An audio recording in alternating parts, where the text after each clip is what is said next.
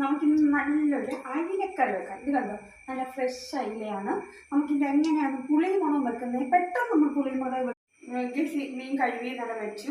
അതിനകത്ത് നമ്മൾ രണ്ട് പുളി പുളി അതിനകത്ത് അതിനകത്ത് കിടക്കണം. ജസ്റ്റ് നമുക്ക് ഇതിരിച്ചിരി എണ്ണ ഒഴിച്ച് അതിൽ